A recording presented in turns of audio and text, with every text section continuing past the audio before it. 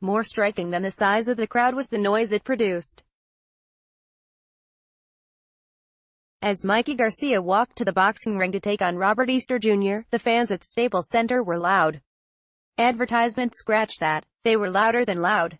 They were deafening. The cries heard in the arena weren't mindless screams of bloodthirsty drunks. They were focused chants of a knowledgeable crowd intended to inspire the hometown fighter. Miki. The most important news that emerged in the wake of Garcia's lopsided decision victory over Easter on Saturday night was that the newly unified lightweight champion's proposed challenge to welterweight title holder Errol Spence Jr. was informally accepted. Almost as notable was the atmosphere in the arena, which confirmed something that has been widely suspected in recent years. Las Vegas is the boxing capital of America, but Los Angeles is the sports spiritual center.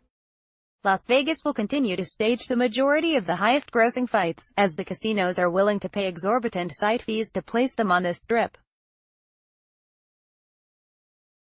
If the proposed pay-per-view showdown between Garcia and Spence is made, that's where it likely will land. But when there's a major fight in Las Vegas, many fans are coming from Los Angeles. And as important as boxing is to that city's economy, the sport isn't as dear to the casino town's heart as it is to Los Angeles. There was ample evidence of Angelino's love affair with boxing on Saturday. As talented as Garcia is, the opinion here is that the four-division champion is one of the three best fighters at any weight class, maybe the best. The rap on him was that he couldn't build much of a following. The Oxnard-born and Moreno Valley-based Garcia couldn't be placed into a neatly defined category, unlike the last two Mexican-American superstars to emerge from Southern California, Oscar de la Hoya and Fernando Vargas. Garcia has an associate's degree and studied to become a police officer. He's well-spoken but reserved. He also likes fast cars and guns. Of his belt with ease in front of hometown crowd by Lance Pugmire, July 28, 2018, 10:50 p.m. The fighter, who was once described as a hard sell, attracted an announced crowd of 12,560 fans to take on a capable but little-known opponent, a smidge more than the attendance for the more competitive rematch between Southland rivals Leo Santa Cruz and Abner Mares last month. While the top deck of the arena was closed, the lower bowl was almost entirely packed. The spectators chanted Garcia's name with unusual intensity. The last time a boxer received this kind of support in the building was when De La Hoya fought Shane Mosley in 2000. Promoter Richard Schaefer heard the calls of the crowd, which is why the promoter already was talking about Garcia returning to the venue. Advertisement: I'd like to have Mikey fight here twice a year and make this his home, Schaefer said.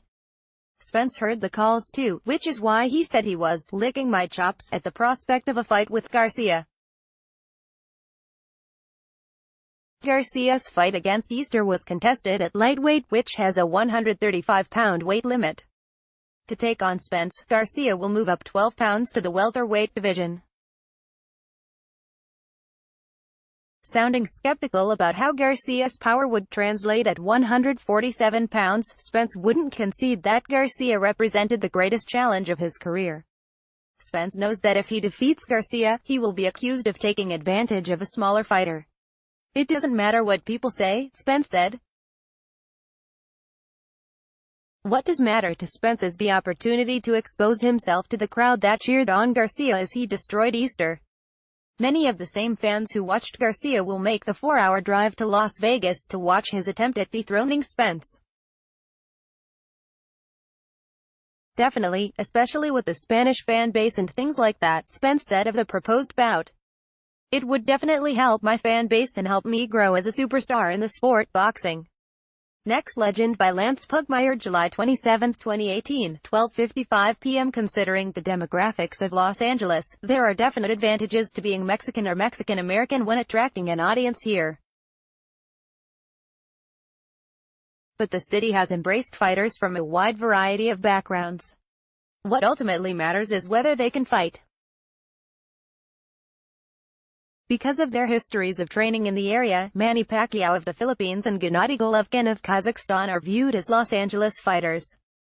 There's a reason there are countless cards in this area every year, including championship fights at the Forum, blood and guts brawls at StubHub Center and club fights at the Belasco Theater and Avalon Hollywood.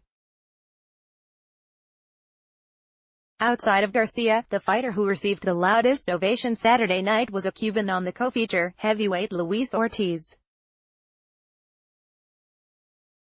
Between Ortiz's second-round knockout of Razvan Cojanu and the start of Garcia's fight, the video scoreboard above the ring showed several champion boxers in attendance, including Spence. None of them was a household name and most weren't Mexican or Mexican-American. They all received warm ovations. The fans were intimately familiar with their backgrounds and accomplishments. The exception was Adrian Broner, who was wildly jeered. And even that was appropriate. The audience was aware Broner actively markets himself as a villain.